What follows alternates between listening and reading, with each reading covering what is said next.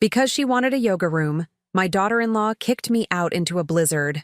We need space. Go to a shelter. My son just looked down in shame. They had no idea I had just inherited a $50 million estate from a long-lost uncle. I left crying, but the next morning I bought their apartment complex with cash. I returned as their new landlord and made their lives a living hell. I'm glad to have you here. Follow my story until the end and comment the city you're watching from, so I can see how far my story has reached. I never thought my own son would watch as his wife threw me out into a blizzard. But that's exactly what happened on that bitter December evening when the snow was falling so hard you couldn't see 3 feet in front of you. I had arrived at Winston's apartment that Friday afternoon with my old leather suitcase, the same one I'd been using for 20 years. The brown handles were worn smooth from my grip, and the corners were scuffed from being placed on countless floors of bus stations and cheap motels during the lean years when I was raising Winston alone. I'd called ahead, like I always did, to make sure it was okay to visit for the weekend. "Of course, Mom," Winston had said, though his voice lacked the warmth it once held. "Aviana's got some yoga thing going on, but we'll make it work." The apartment smelled like sandalwood incense when I walked in, that cloying, sweet scent that always made my nose itch. Aviana was in the living room, her blonde hair pulled back in a perfect messy bun, wearing those expensive workout clothes that cost more than my monthly grocery budget. She was arranging meditation cushions on the hardwood floor, her movements precise and deliberate. "Oh," she said when she saw me, not bothering to hide the annoyance in her voice. "You're here." I forced a smile, the same one I'd been wearing around her for the past 4 years since she married my son. "Hello, Aviana. How are you, dear?" She didn't answer, just continued moving her cushions around like I wasn't there. Winston appeared from the kitchen, his hair thinning more than I remembered, wearing a button-down shirt that looked expensive, but somehow made him look smaller than he used to. "Hey, Mom," he said, giving me a quick, awkward hug. "How was the bus ride?" "Fine, sweetheart. Thank you for letting me stay the weekend." I glanced around the apartment, noting how everything had changed since my last visit 3 months ago. The walls, once a warm cream color, had been painted stark white.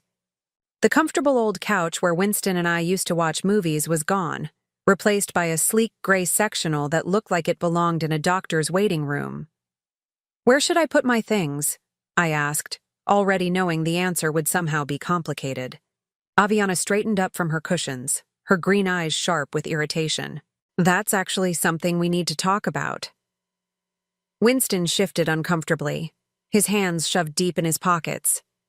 I could see the muscles in his jaw working, the way they used to when he was a little boy trying not to cry. "The thing is, Mom," Aviana continued, her voice taking on that fake sweet tone she used when she was about to say something cruel, "I've been working really hard on building my yoga practice. I've got clients coming for private sessions, and I need the space to be perfect."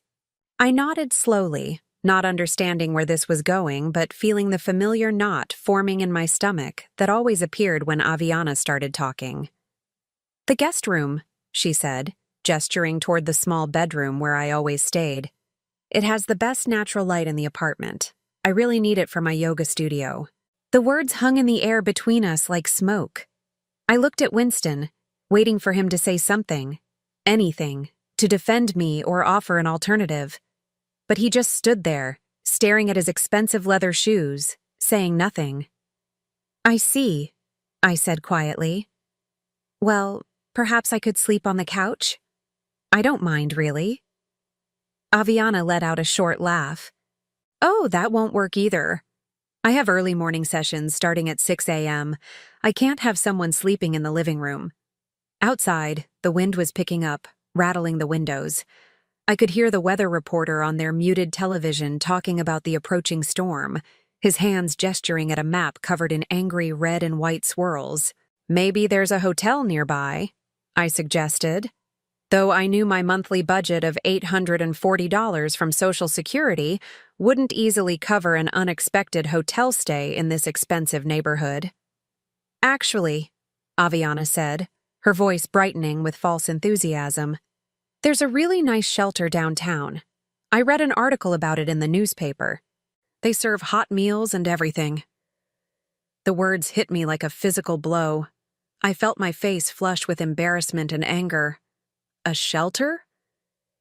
It's supposed to be quite clean, she continued, as if she were recommending a restaurant. And they have beds, real beds, not just cots. I turned to Winston, my heart breaking as I watched my only child, the boy I'd raised alone after his father died, the child I'd worked double shifts to put through college, stand there and say absolutely nothing. Winston? I whispered, my voice barely audible over the wind outside. He finally looked up, his brown eyes, my eyes, filled with something that might have been shame.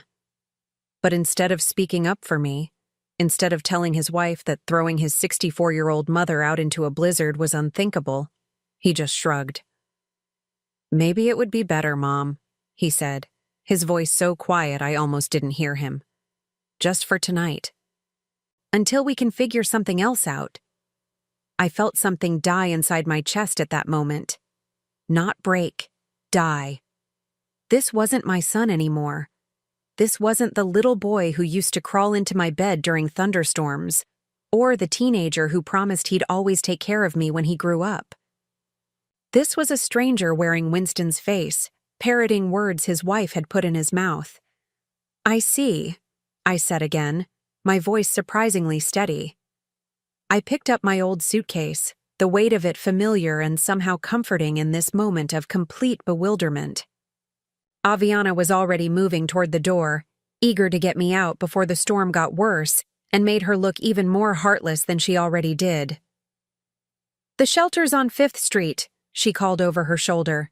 You can't miss it. As I walked toward the door, I caught a glimpse of mail scattered on the kitchen counter. Bills, I noticed, several of them marked with red lettering. For just a moment, I saw Aviana glance nervously at the pile, before quickly shuffling them out of sight. Mom, Winston called as I reached for the doorknob. I turned back, hope fluttering in my chest that he might have found his spine, that he might finally stand up to his wife and tell her this was wrong. Instead, he handed me a $20 bill. For a cab, he said, not meeting my eyes. I stared at the crumpled bill in his palm, remembering all the times I'd given him my last $20 when he was in college, all the meals I'd skipped so he could eat, all the nights I'd worked cleaning offices while he slept safely in his bed. Keep it, I said quietly, and walked out into the storm. The cold hit me like a wall. The snow was falling so heavily that I could barely see the streetlights, and the wind was driving the flakes horizontal, stinging my face and seeping through my old wool coat. I pulled my knitted hat down over my ears and started walking, not sure where I was going, but knowing I couldn't stand on their doorstep. My thin boots, bought from a discount store 2 years ago, were not made for this weather. Within minutes, I could feel the cold wetness seeping through to my socks. Each step was treacherous on the icy sidewalk, and I had to stop every few yards to wipe the snow from my glasses. I thought about the shelter Aviana had mentioned so casually, as if suggesting I spend the night with homeless strangers was perfectly reasonable. The shame burned in my chest, mixing with the cold to create a pain I'd never felt before. How had I raised a son who could watch his wife treat me this way? After walking for what felt like hours, but was probably only 15 minutes, I found myself standing in front of a 24-hour diner. The neon sign buzzed and flickered, casting pink light on the snow-covered sidewalk. Through the steamed-up windows, I could see a few customers hunched over coffee cups, refugees from the storm like me. I pushed through the glass door, grateful for the blast of warm air that greeted me. The waitress, a woman about my age with graying hair pulled back in a practical ponytail, looked up from wiping down tables. "Rough night to be out," she said, her voice kind. "Yes," I managed, my voice cracking slightly. "It certainly is." I slid into a booth near the window and ordered coffee and pie, partly because I was hungry, but mostly because I needed somewhere warm to sit and think. The coffee was bitter and strong, And the apple pie was clearly from a package, but it was warm and sweet and reminded me of better times. As I sat there, watching the snow pile up on the window ledge, my phone buzzed in my purse. For one foolish moment, I thought it might be Winston calling to apologize, to tell me to come back, that he'd made a terrible mistake. Instead, it was a number I didn't recognize. The warmth of the diner felt like a mockery now, artificial and temporary. Outside, the storm was getting worse, and I was 64 years old with nowhere to go, and a son who had chosen his wife's yoga studio over his own mother's basic human dignity. I answered the phone with trembling fingers, not knowing that this call would change everything. The coffee in my hands had grown cold while I stared out at the storm, my mind drifting back to a different winter night, 23 years ago. Winston was 14 then, and we were living in a tiny 2-bedroom apartment above Murphy's Bakery on the south side of town. The heat had been turned off because I was 3 weeks behind on the gas bill, and we were huddled together on the couch under every blanket we owned, watching our breath form clouds in the frigid air. "Mom, are you cold?" Winston had asked, his voice muffled by the scarf I'd wrapped around his neck. "No, baby," I'd lied, pulling him closer. "I'm fine as long as you're warm." That night, I'd waited until he fell asleep, then slipped out into the snow wearing my waitress uniform and walked 6 blocks to Murphy's, where I worked the overnight shift cleaning the bakery equipment. My hands were so numb I could barely hold the scrub brush, but I earned $35 that night, enough to get the heat turned back on the next day. Winston never knew about those overnight shifts. He never knew about the nights I cleaned office buildings downtown while he slept, or the mornings I came home exhausted and made him breakfast with a smile on my face like I'd had a full night's rest.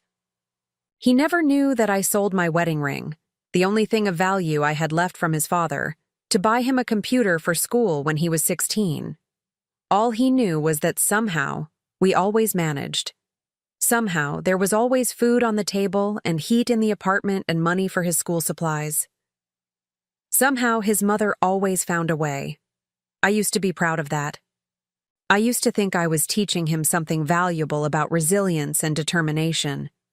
I never imagined I was teaching him to take my sacrifices for granted. The diner bell chimed as another customer pushed through the door, bringing a swirl of snow with them. I watched them stamp their feet and shake off their coat, grateful for shelter from the storm.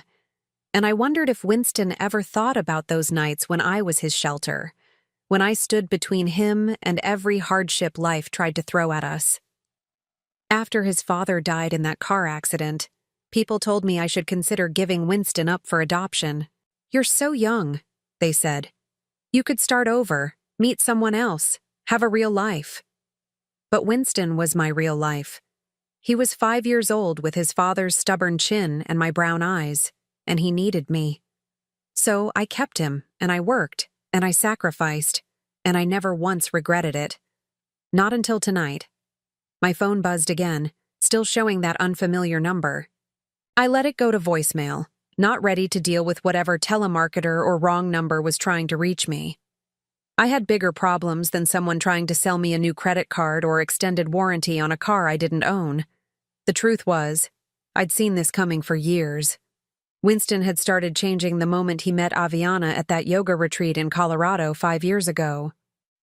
She was everything I wasn't: young, blonde, confident, and from a family with money. Her father was a doctor. Her mother was a real estate agent who drove a Mercedes and wore jewelry that cost more than I made in a year. The first time Winston brought her home, I tried so hard to make a good impression. I cleaned the apartment until it sparkled, bought groceries with money I'd been saving for new winter boots, and cooked a dinner that took me 2 days to plan and prepare. Aviana had picked at her food, made polite conversation for exactly 23 minutes, then announced she had a headache and needed to leave. "She's just nervous," Winston had said later when I asked if I'd done something wrong. "She wants you to like her." But I could see it in her eyes during those 23 minutes. She was cataloging everything: my discount store clothes, my secondhand furniture, my small apartment with its thin walls and dated kitchen. She was calculating my worth, and I came up short. Still, I tried. For 3 years while they dated, I tried. I sent birthday cards and holiday gifts I couldn't afford. I complimented her yoga teaching and her healthy lifestyle choices. I bit my tongue when she made little comments about my apartment being cozy or my cooking being interesting. I smiled and nodded and played the role of the grateful mother-in-law-to-be who was so lucky to have such a wonderful woman love her son. The wedding was small and expensive, held at a boutique hotel in downtown. I wore a dress I'd bought at Goodwill and had altered to fit, and I watched my son marry this woman who I knew in my heart would never love him the way I did. During the reception, Aviana's mother made a point of telling me how lucky I was to have such a successful daughter-in-law, as if Winston was somehow marrying up by association. After the wedding, the changes started slowly. First, Winston stopped calling as often. Then, he stopped coming to visit my apartment, claiming it was too far from their place, even though it was only 40 minutes by bus.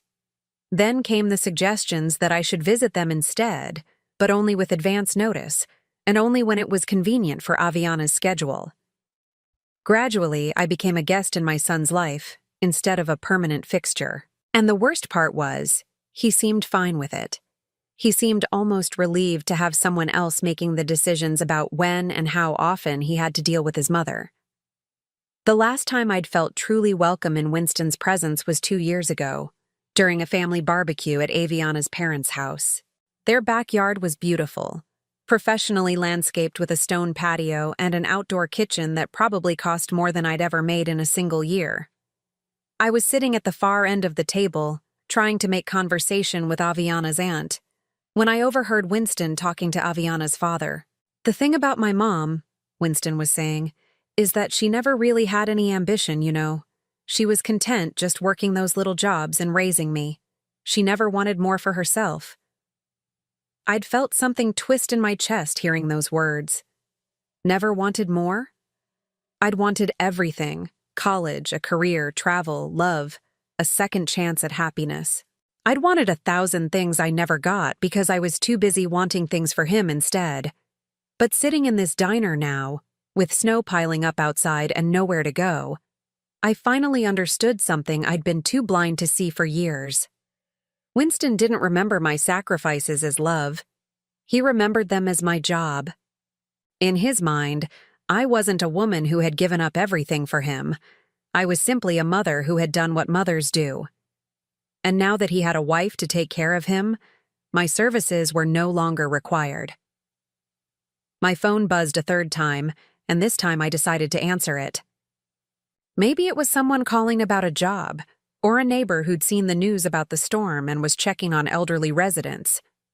At this point, any human contact felt better than sitting alone with my bitter thoughts. "Hello?" I said, my voice hoarse from fighting back tears. "Is this Rosalind Mitchell?" The voice was male, professional, unfamiliar. "Yes, this is Rosalind." "Ms. Mitchell, this is Marcus Webb from Webb, Harrison and Associates. I'm an estate attorney and I've been trying to reach you regarding your Uncle Harold." I frowned, struggling to place the name. "Harold?" "Harold Mitchell, your father's brother. I understand you might not have had much contact with him in recent years." Uncle Harold. I had a vague memory of him from when I was very young. A tall, thin man who lived alone in a big house outside the city and rarely came to family gatherings. My father had mentioned him occasionally over the years, usually to complain that Harold was getting stranger as he aged and had more money than sense. "I'm afraid I have some sad news," Mr. Webb continued. "Your uncle passed away 3 weeks ago. But I also have some rather significant news. You've been named as the sole beneficiary of his estate." I nearly dropped the phone. "I'm sorry. What?" "I know this must come as a surprise. Mr. Mitchell left very specific instructions about locating you and ensuring you received your inheritance. The estate is quite substantial." The diner seemed to tilt around me. I gripped the edge of the table with my free hand, trying to process what I was hearing. "How substantial?" I whispered. $50 million, Ms. Mitchell." The words didn't make sense. They seemed to float in the air between me and the phone like something from a dream. $50 million. The number was so large it felt abstract, like something you'd hear on the news about lottery winners or tech billionaires, not something that could possibly apply to a woman sitting alone in a diner during a snowstorm with $23 in her purse. I don't understand, I managed. We barely knew each other. According to the letter he left, he'd been following your life from a distance for years. He knew about your husband's death, about raising your son alone, about your struggles. He was very specific about wanting his money to go to someone in the family who had shown real character. Character? I almost laughed at the irony. An hour ago, I'd been thrown out into a blizzard by my own child. How was that for character? Ms. Mitchell, are you still there? Yes, I'm here. We'll need to meet as soon as possible to begin the transfer process. There are quite a few legal documents to sign, and given the size of the estate, there are some tax implications to discuss. Would Monday morning work for you? Monday morning, 3 days from now. 3 days to go from being a woman with nowhere to sleep tonight to being a millionaire. The absurdity of it was overwhelming. Yes, I heard myself say. Monday morning would be fine. After he gave me the address of his office and we hung up, I sat staring at my phone in complete shock. Around me, the diner continued its normal nighttime rhythm. The waitress refilling coffee cups, the cook flipping burgers, the other customers bent over their newspapers and late dinners. None of them had any idea that the woman in the corner booth had just become one of the wealthiest people in the city. $50 million. The number kept repeating in my mind, but it felt surreal, like something that was happening to someone else. I thought about Winston and Aviana, warm and comfortable in their apartment that they could barely afford, arranging meditation cushions and planning yoga sessions while I sat here in the storm they'd thrown me into. They had no idea what they'd just done. They had no idea that the mother they'd discarded like an old piece of furniture, the woman they'd sent to a homeless shelter because she was inconvenient, was now richer than they could ever dream of being. For the first time in hours, I smiled. Monday morning arrived crisp and clear, as if the weekend's blizzard had been nothing more than a bad dream. But the bruises on my heart were still tender as I sat in the leather chair across from Marcus Webb's mahogany desk, staring at documents that would change my life forever. The law office occupied the entire 23rd floor of a downtown high-rise, with floor-to-ceiling windows offering a panoramic view of the city. Everything in the room spoke of old money and established power. The Persian rugs, the oil paintings of stern-faced judges, the crystal decanters filled with amber liquid that probably cost more than my monthly rent. Marcus Webb was a distinguished man in his 60s, with silver hair and the kind of quiet confidence that comes from handling other people's fortunes for decades. He'd spent the past hour walking me through the inheritance paperwork, explaining trust funds and tax shelters and investment portfolios with the patience of someone who understood that $50 million was an incomprehensible sum to a woman who'd been living on Social Security. "The house alone is worth $12 million, he was saying, sliding another photograph across the desk. Uncle Harold's estate was a sprawling Victorian mansion on 15 acres just outside the city limits, complete with gardens, a carriage house, and what appeared to be a small lake. He lived there alone for the past 30 years, but it's been meticulously maintained. I studied the photograph, trying to reconcile this palatial home with my vague memories of my eccentric uncle. I had no idea he was wealthy. Your uncle was a very private man. He made his fortune in real estate development back in the 70s and 80s, then essentially became a recluse. No wife, no children, very few social connections. Marcus leaned forward, his expression growing more serious. But he did keep track of his family, particularly you. He knew about your struggles after your husband died, about how you raised Winston alone. He was quite specific in his letter about wanting his wealth to go to someone who had shown real sacrifice and character. The word character stung, given how I'd been treated just 3 nights ago. But I pushed the thought aside and focused on the paperwork in front of me. Character or not, I was now a very wealthy woman, and I needed to start thinking like one. "There is one thing I wanted to discuss with you," Marcus said, pulling out another folder. "Given your new financial situation, you might want to consider making some changes to your living arrangements and lifestyle. Have you given any thought to where you'd like to live?" I had given it thought, actually. I'd spent most of Sunday in a modest hotel room, paid for with some of the advance money Marcus had arranged, thinking about my future. But first, I had some unfinished business to attend to. "I'll need to stay in the city for now," I said. "There are some matters I need to handle." Marcus nodded and handed me a business card. "This is Sarah Chen, a private investigator I sometimes work with. Very discreet, very thorough. Given your new wealth, you might want to have her do some background checking on the people in your life. Unfortunately, money has a way of bringing out the worst in people, even family members." I took the card, though I didn't tell Marcus that my family had already shown me their worst without knowing about the money. "Thank you. I think that's a very good idea." After leaving the law office, I spent the afternoon in my new reality. I opened accounts at 3 different banks, each requiring multiple forms of identification and verification calls to Marcus's office. I bought new clothes, not expensive designer pieces, but quality items that fit properly and didn't scream discount store. I purchased a reliable car, nothing flashy, just a dependable sedan that would start every time and keep me warm in winter. But more importantly, I called Sarah Chen. We met at a coffee shop near her office, a sleek woman in her 40s with an MBA from Northwestern and 15 years of experience in corporate investigation. I told her what I needed: a complete financial background check on my son and daughter-in-law. "Most people want to know about assets," she said, taking notes in a leather portfolio. "You want to know about debts?" "I want to know about everything, but yes, especially debts." Sarah's report came back 2 days later, and it was even worse than I'd suspected. Winston and Aviana owed $87,000 in credit card debt, spread across 11 different accounts. Their mortgage was 3 months behind, totaling $9,600 in missed payments.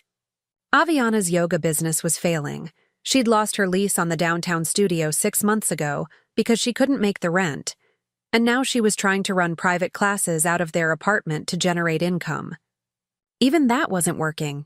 She had only 4 regular clients, and one of them had recently complained about noise from the neighbors and was threatening to find another instructor. Winston had been laid off from his marketing job 8 months ago and hadn't told anyone, including me. He'd been living off unemployment benefits and the occasional freelance project, but even the unemployment was about to run out. They were 2 weeks away from eviction proceedings on their apartment, and Aviana's car was about to be repossessed. As I read through Sarah's report, sitting in the living room of my new hotel suite, I felt a complicated mix of emotions. Part of me was shocked by the scope of their financial crisis. These were not small problems or temporary setbacks. Winston and Aviana were drowning.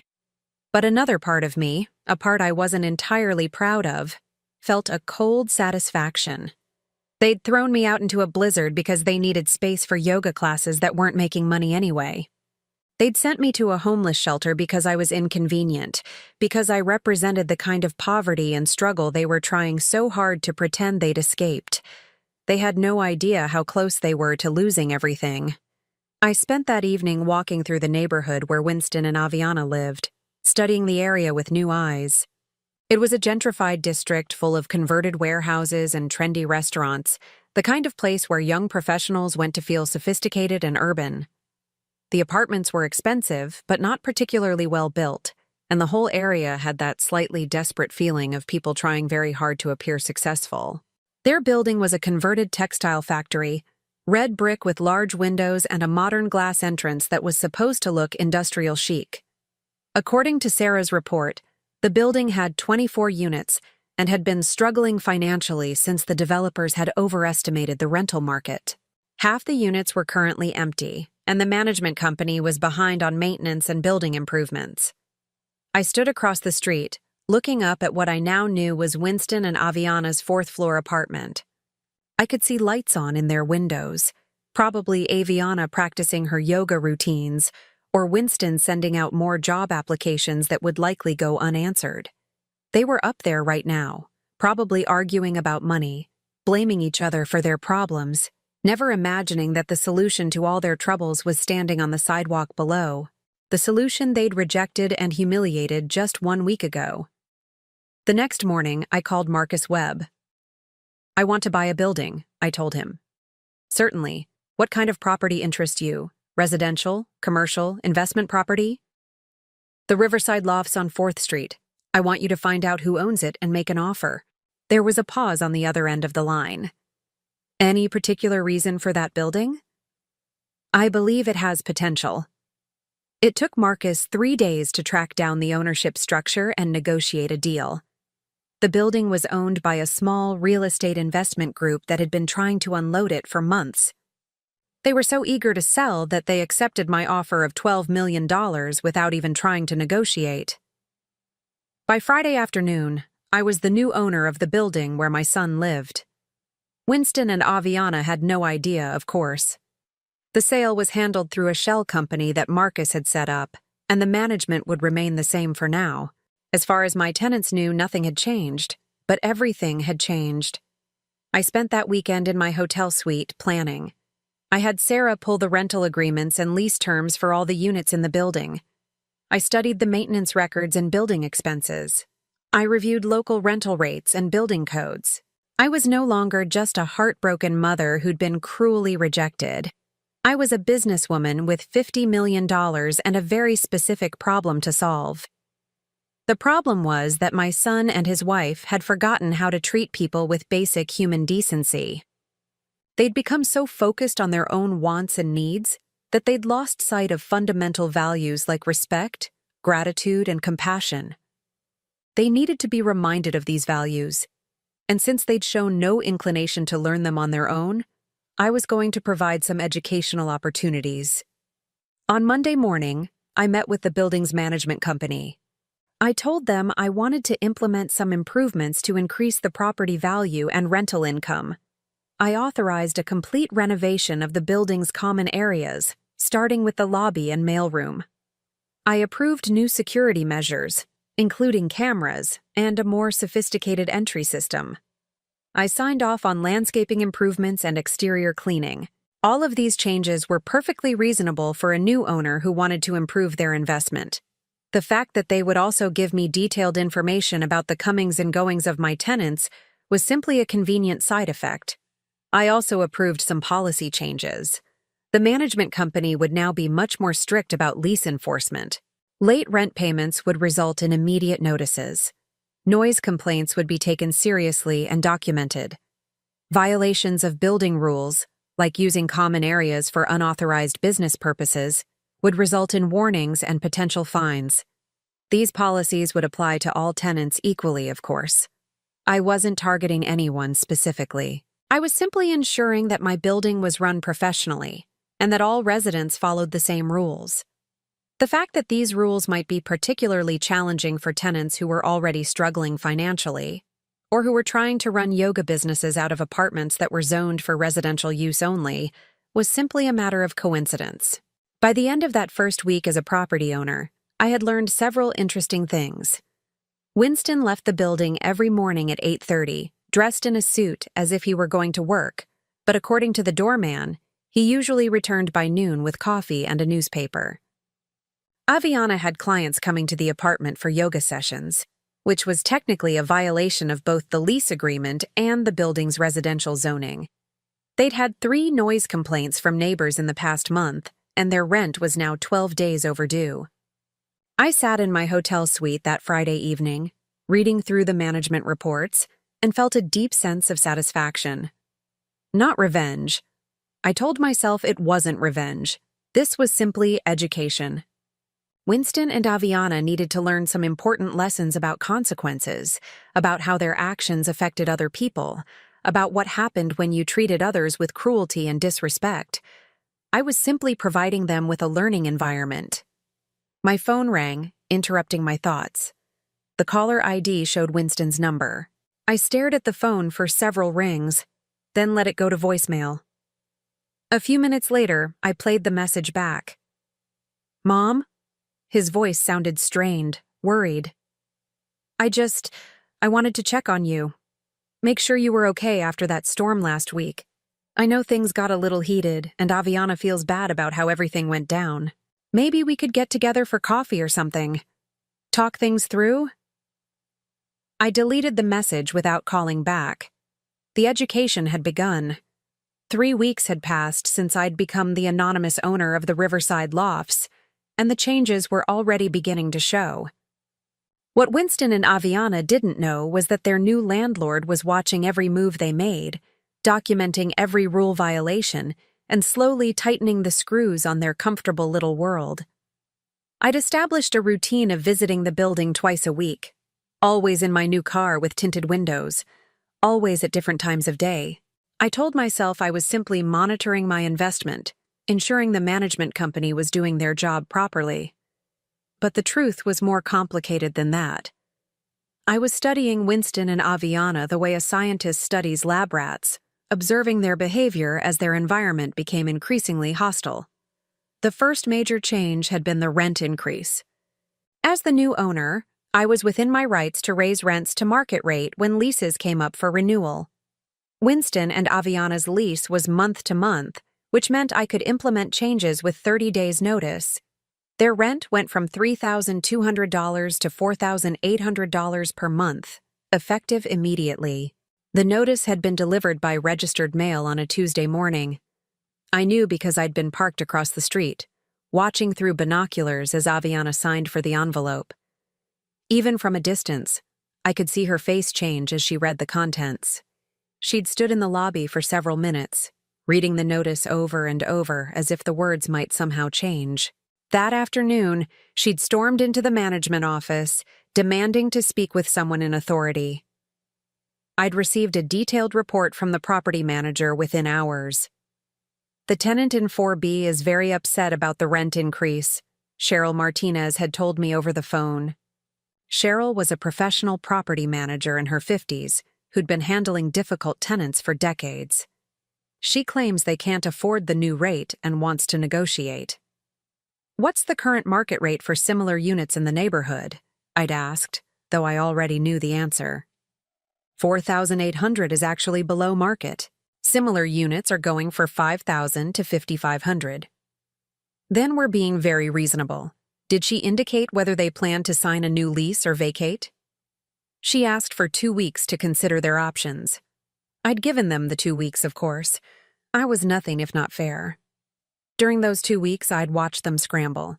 Winston had started leaving the building earlier each morning, staying out longer each day, presumably looking for work with increased desperation.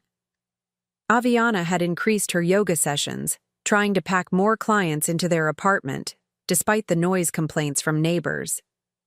Which brought up the second issue I'd been addressing as their new landlord, the unauthorized business operation. Residential units in the Riverside Lofts were zoned for living, not for commercial activities. Running yoga classes out of an apartment violated both the lease agreement and city zoning laws. As a responsible property owner, I'd felt obligated to address this situation.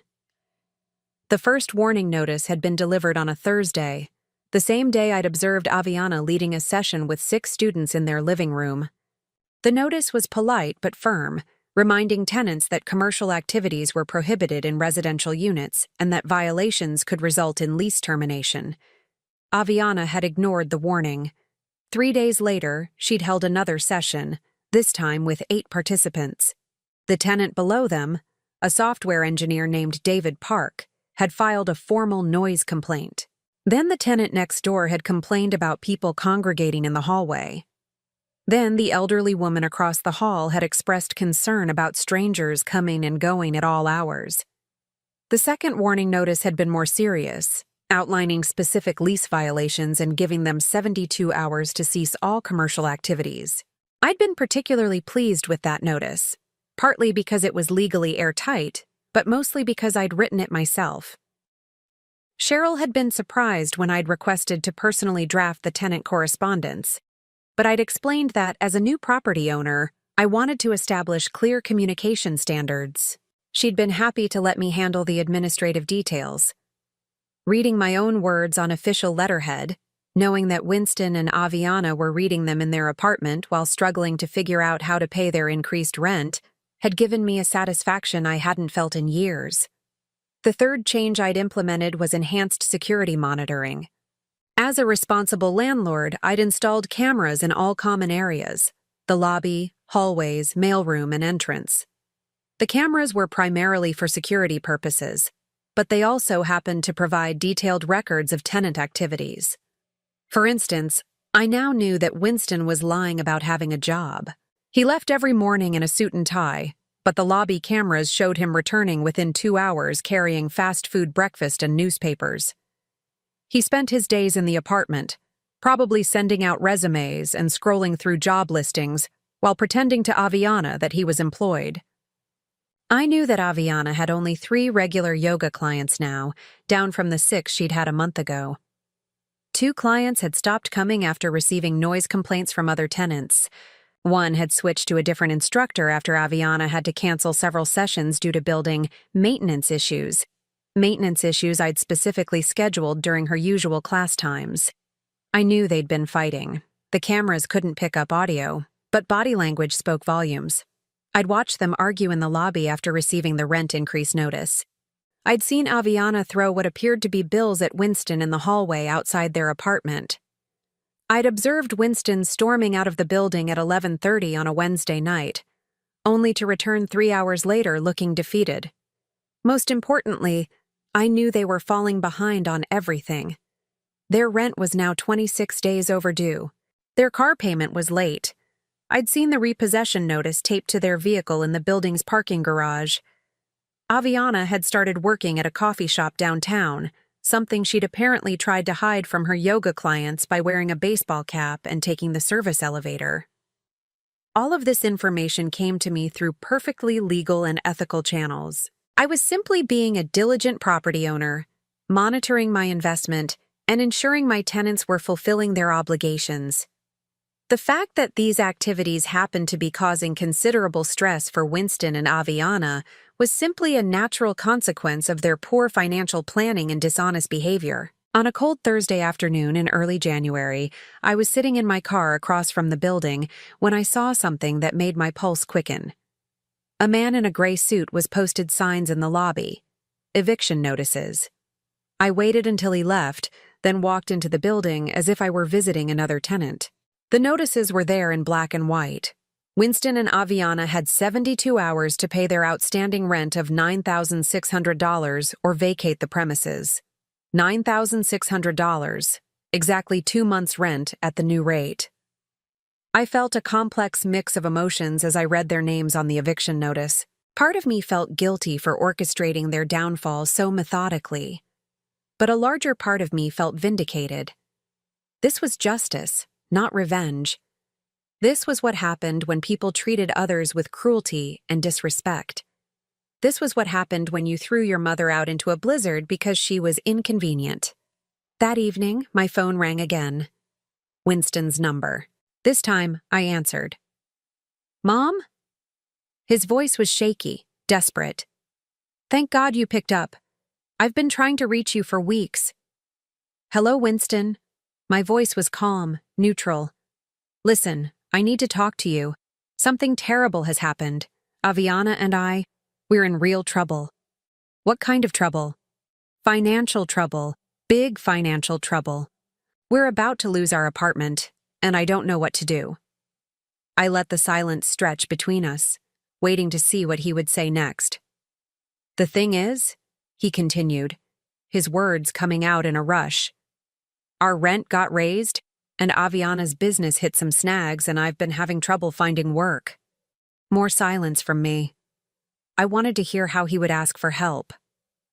I wanted to know if he would acknowledge what he'd done to me, or if he would simply expect me to rescue him without any recognition of how he'd treated me. "I was wondering," he said finally, "if maybe you could loan us some money, just temporarily, just until I find a new job and we get back on our feet." "How much money, Winston?" "Well, we need about $10,000 to cover the back rent and late fees, maybe another $5,000 for other bills. But we'd pay you back, I promise, as soon as things turn around. $15,000.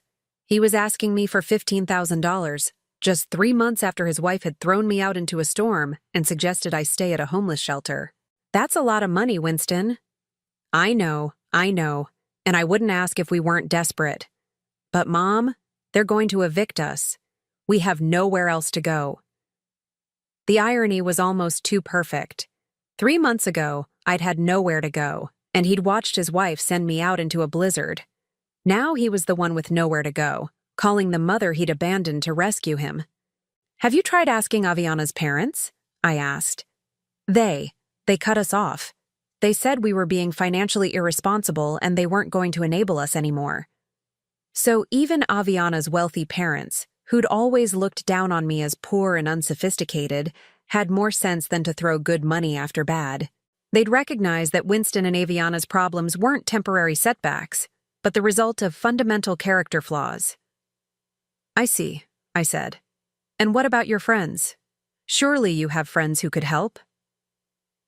Everyone's struggling, Mom. The economy is tough right now. The economy that had been tough for me my entire life. The economy I'd navigated alone while raising him. The economy that had never prevented me from providing for him when he needed me. Winston, I said finally, I need to think about this.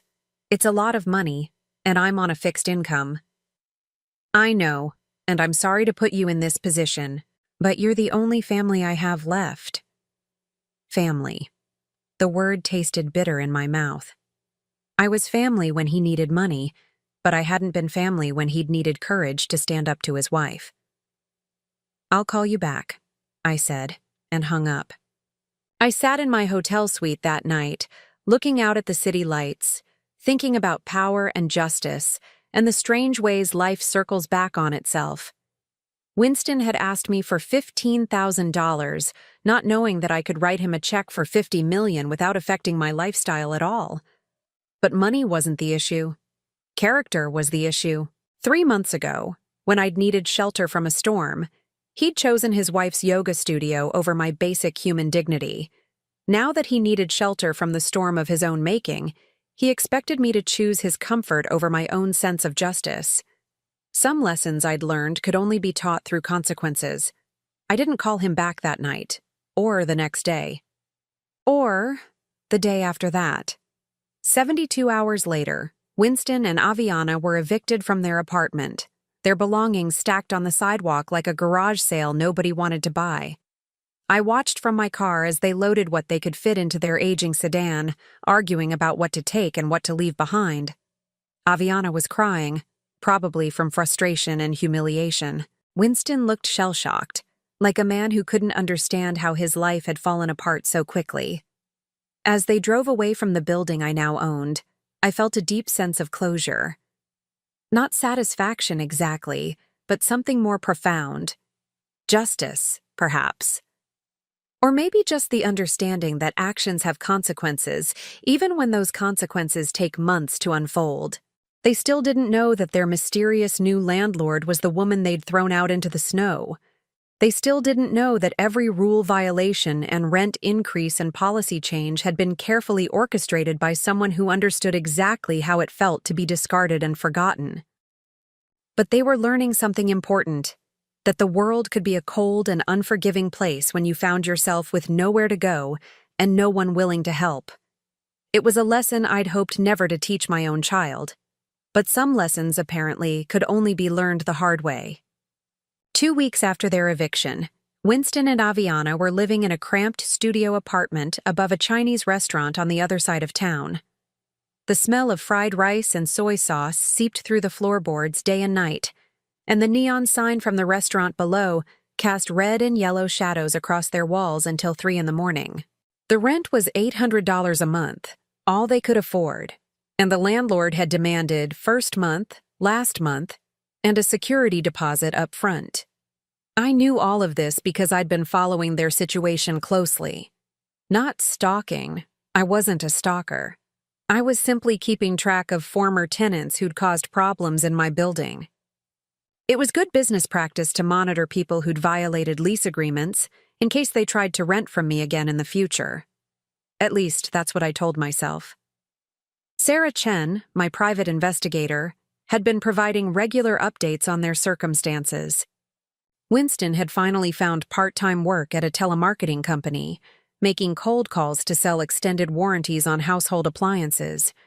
He was earning $12 an hour for 25 hours a week, bringing home roughly $1,200 a month before taxes. It was honest work, but it was also the kind of soul-crushing job that slowly eroded your sense of self-worth with every rejected phone call.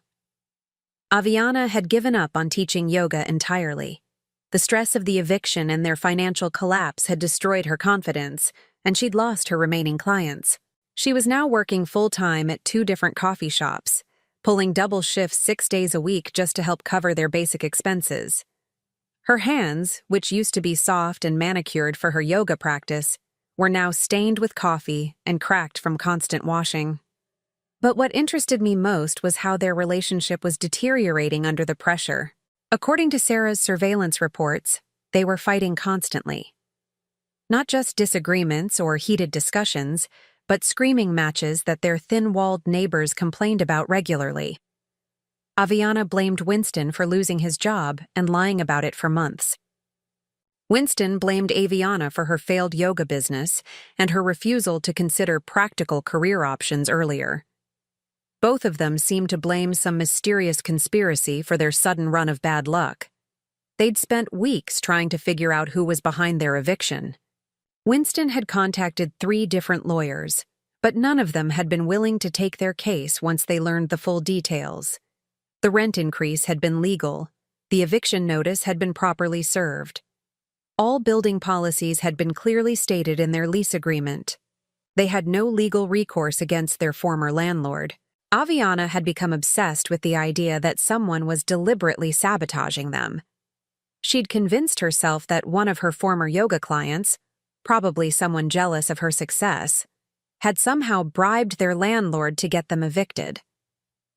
It was a ridiculous theory with no basis in reality, but it gave her something to focus her anger on besides their own poor choices. Winston, meanwhile, had developed his own conspiracy theory. He believed his former boss had blacklisted him throughout the marketing industry, preventing him from finding decent employment. He'd convinced himself that his unemployment was the result of professional sabotage rather than the simple fact that he'd been laid off during a corporate downsizing and didn't have the skills or experience to compete in a tough job market. Neither of them suspected that their real problem was sitting in a luxury hotel suite across town, monitoring their every move and feeling a complicated mix of satisfaction and guilt about their suffering. The guilt was new, and it bothered me more than I wanted to admit.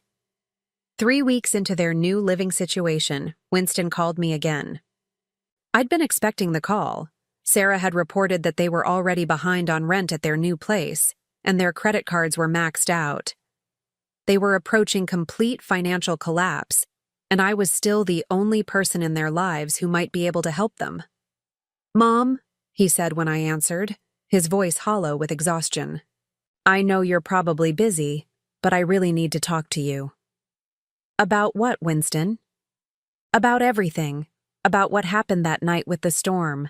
About how Aviana and I have been struggling. About how I've been a terrible son." The last part caught me off guard. In all his previous calls, Winston had focused on their financial problems without acknowledging the deeper issues between us. This was the first time he'd admitted that our relationship was damaged. "Go on," I said, settling back in my hotel room chair. "I keep thinking about that night," he continued, his voice cracking slightly, "about how we made you leave during the storm. About how scared you must have been, walking around in the snow with nowhere to go." I closed my eyes, remembering the bite of the wind, the feeling of snow soaking through my inadequate boots, the humiliation of being discarded like garbage by my own child. "It was a difficult night," I said quietly. "I should have stood up to Aviana. I should have told her that throwing you out was wrong, that you were welcome in our home no matter what she wanted to do with that stupid room." His voice was getting stronger, more emotional. I was a coward, and I'm sorry. I'm so sorry, Mom. For a moment, I felt my resolve waver. This was what I'd wanted to hear for months. Acknowledgement, apology, recognition that he'd failed me as a son.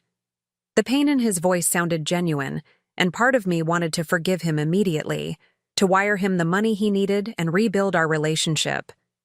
But then I remembered sitting in that diner, watching the snow pile up outside, feeling more alone than I'd ever felt in my life. I remembered the casual cruelty in Aviana's voice when she'd suggested I stay at a homeless shelter. I remembered Winston's silence, his refusal to defend me even when his wife was treating me like a burden to be discarded. An apology was a good start, but it wasn't enough. Not yet. I appreciate you saying that, Winston. It means something to hear you acknowledge what happened. I want to make it up to you, he said quickly. I know things have been bad between us, and I know that's my fault. But maybe we could start over. Maybe you could come visit us in our new place, and we could talk through everything. Visit them in their studio apartment above a Chinese restaurant, where they were struggling to pay $800 a month in rent. Where Aviana was working herself to exhaustion at coffee shops, and Winston was making cold calls for $12 an hour. Where they were fighting constantly and blaming invisible conspiracies for their problems, instead of taking responsibility for their choices. I don't think that's a good idea right now, I said. Please, Mom. I know we don't deserve it, but we really need help. Not just money, though we need that too, but family. We need to know that we're not completely alone in this. Alone. The word echoed in my mind, carrying with it all the weight of my own recent loneliness. They were feeling alone now, the same way I'd felt alone walking through that blizzard. The same way I'd felt alone for years while they built their life around Aviana's needs and wants, treating me like an occasional inconvenience rather than a family member. But there was a crucial difference between their loneliness and mine. My loneliness had been imposed on me by their choices. Their loneliness was the result of their own actions, their own cruelty, their own failure to treat others with basic decency and respect. Winston, I said finally, do you remember what Aviana said to me that night?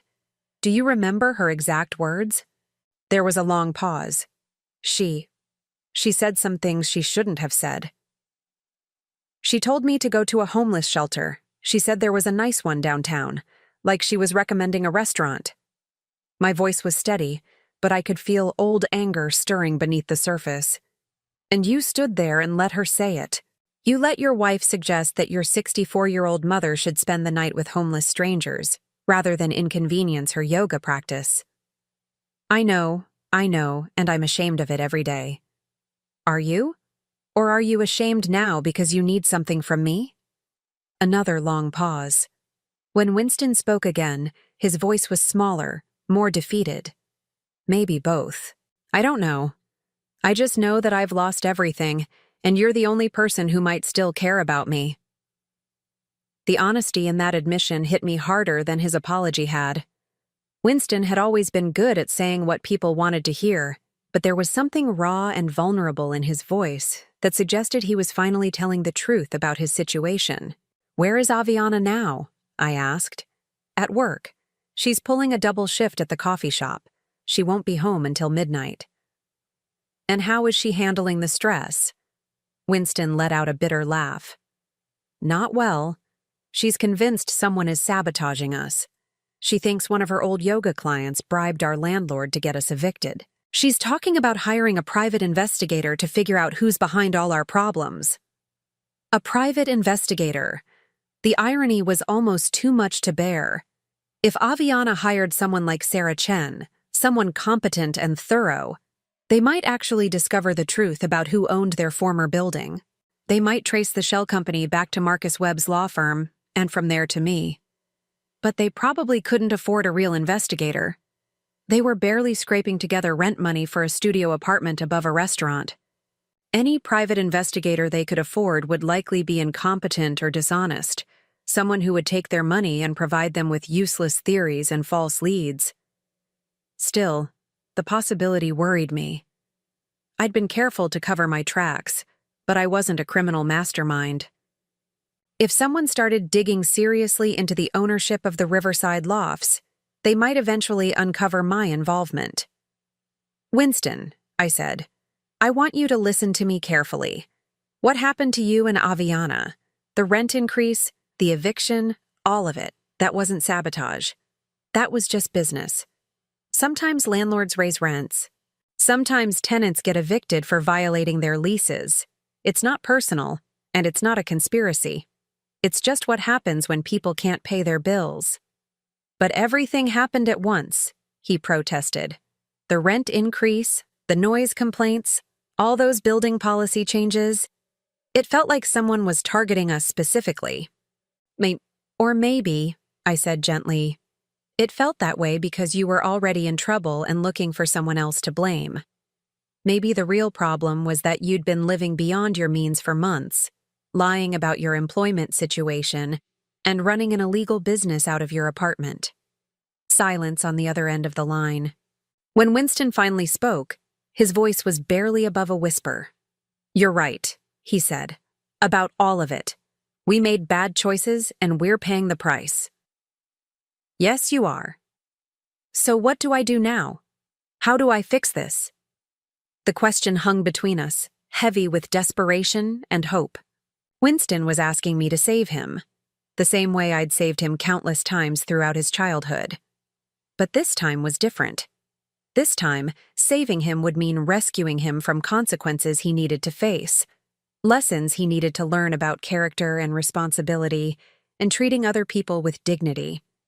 "You fix it by learning from it," I said. "You work your jobs, you pay your debts, and you figure out how to rebuild your life based on what you can actually afford, rather than what you want to have. And us? Is there any chance of fixing things between us?" I looked out the window of my hotel room, watching the city lights twinkle in the darkness.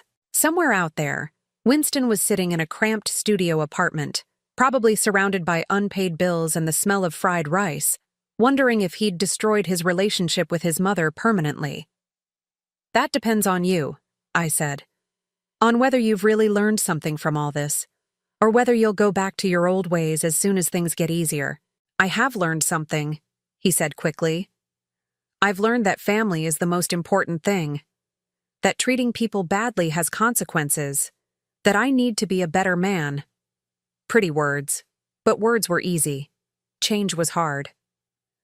"We'll see," I said, and hung up. The next morning, I received a call from Marcus Webb.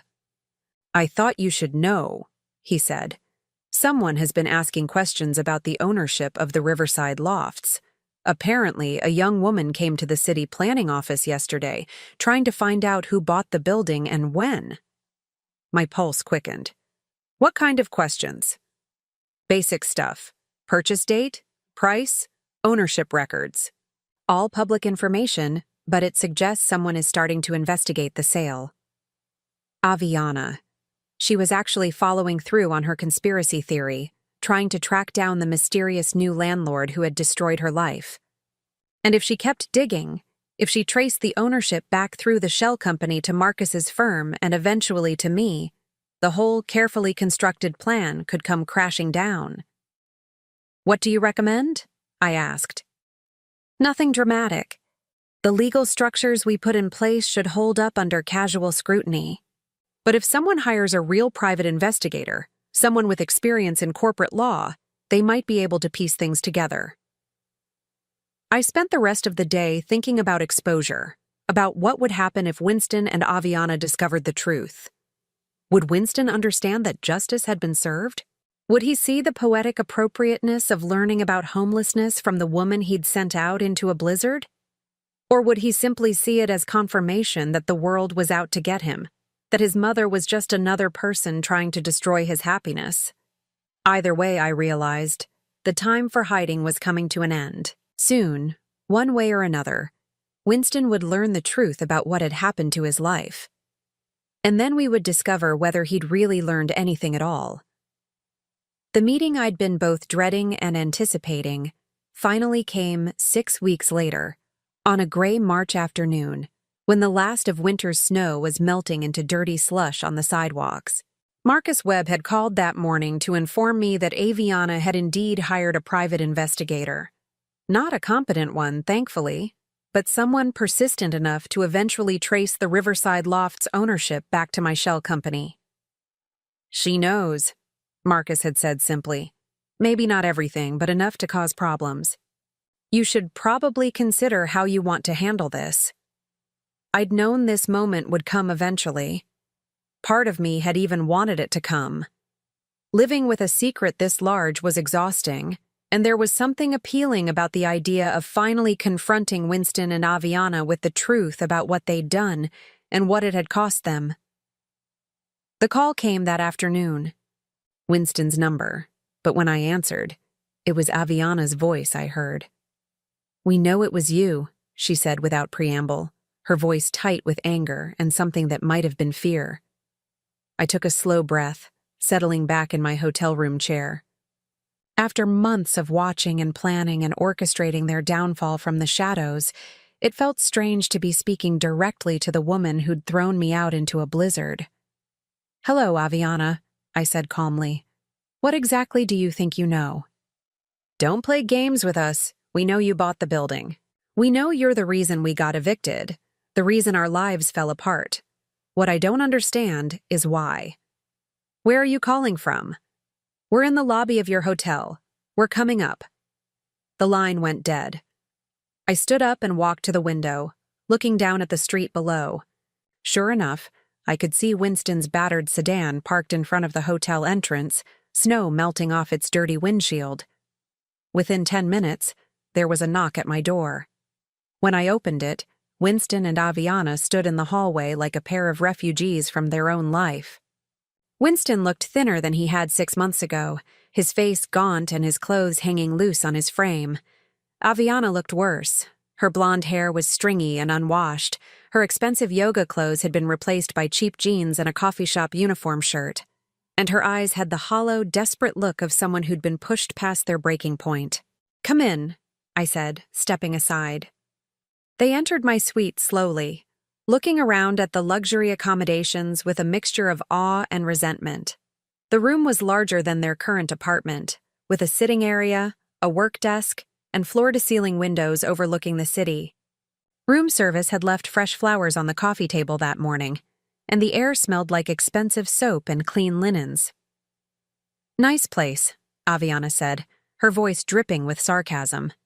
"Business must be good for someone living on Social Security." I gestured to the sofa. "Please, sit down. We have things to discuss." Winston perched on the edge of the couch like he was ready to run at any moment. Aviana remained standing, her arms crossed, her posture aggressive and defensive at the same time. "How long have you known?" I asked. "About a week," Winston said quietly. "Aviana hired this investigator guy, and he traced the building ownership back through some company to a law firm. When we went to the law firm, they wouldn't tell us anything, but Aviana saw your name on some papers." "I saw more than that," Aviana interjected, her voice rising. "I saw financial records showing you paid $12 million for that building. $12 million. Where the hell did you get $12 million? I walked to the window, looking out at the city where I'd lived my entire life, where I'd struggled and sacrificed and raised my son alone, where I'd been discarded like garbage by the very people now demanding explanations from me. "I inherited it," I said simply, "from my Uncle Harold." "Uncle Harold?" Winston's voice was confused. "I barely remember him." "Yes, well, he remembered you. He remembered all of us. He'd been following our family from a distance for years, and when he died, he left everything to me. $50 million, Winston. He left me $50 million because he thought I'd shown character and resilience in raising you alone." The silence that followed was profound. I turned back to face them, watching as they processed this information. Winston's mouth was hanging open slightly. Aviana was staring at me like I'd just revealed I was an alien from another planet. "50 million, Winston whispered. Yes. I became wealthy 3 days after you threw me out into that blizzard. 3 days after your wife suggested I spend the night in a homeless shelter because I was inconvenient to her yoga practice. Aviana's face flushed red. That was just, we were stressed about money, and we needed the space. You were stressed about money, I said, my voice still calm. So you solved the problem by making your stress into someone else's emergency. You took your financial problems and turned them into my housing crisis. We didn't know about the inheritance, Winston said desperately. If we'd known you had money, obviously things would have been different. Would they? I tilted my head, studying his face. You think the problem was that you didn't know I was wealthy? The problem, Winston, was that you knew I was your mother, and you let your wife treat me like trash anyway. It wasn't like that, Aviana protested, but her voice lacked conviction. It was exactly like that. I sat down in the chair across from them, my movements deliberate and controlled. You wanted my room for yoga classes that weren't making money anyway. You wanted me gone so you could pretend your life was more elegant and sophisticated than it actually was. And when I pointed out that there was a blizzard outside, you told me to go to a shelter. We made a mistake, Winston said, his voice cracking. A terrible mistake. But Mom, you destroyed our lives over it. You made us homeless. You ruined Aviana's business. You cost me my relationship with my wife. I didn't destroy anything, I said firmly. I simply stopped enabling you to live beyond your means. Your rent was increased to market rate. Your lease violations were enforced according to building policy. Your eviction was the result of your failure to pay rent, not any action I took against you personally. But you knew what would happen, Aviana said, tears starting to form in her eyes. You knew we couldn't afford the increase. You knew we'd lose everything. Yes, I knew. Just like you knew I had nowhere to go that night when you threw me out. Just like you knew it was dangerous for a 64-year-old woman to be walking around in a blizzard. But you did it anyway because my safety and dignity were less important to you than getting what you wanted. Winston buried his face in his hands. What do you want from us? An apology? Money? What will it take for you to forgive us? I want you to understand, I said. I want you to understand what it feels like to be discarded by people who should love you. I want you to understand what it means to have nowhere to go and no one to help you. I want you to understand that actions have consequences, even when those consequences take months to unfold. We understand, Aviana said quickly. We get it. We learned our lesson. Can't we just move past this? Have you? I looked directly at her. Because 6 months ago, you solved your problems by making them someone else's crisis. And right now, you're trying to solve your problems by making them my responsibility. You're asking me to rescue you from consequences you created, just like you asked me to disappear when I was inconvenient. How exactly is that different? The question hung in the air like smoke. Winston looked up from his hands, his eyes red with exhaustion and defeat. Aviana's mouth opened and closed silently, like a fish gasping for air. I don't know, Winston whispered finally. I don't know how to fix this. I don't know how to make things right between us. For the first time since they'd arrived, I felt my anger begin to soften. This wasn't the entitled, self-righteous son who'd watched his wife abuse me 6 months ago. This was a broken man who was finally beginning to understand the weight of his choices. Do you remember, I said quietly, when you were 7 years old and you broke Mrs. Patterson's window with a baseball? Winston nodded slowly.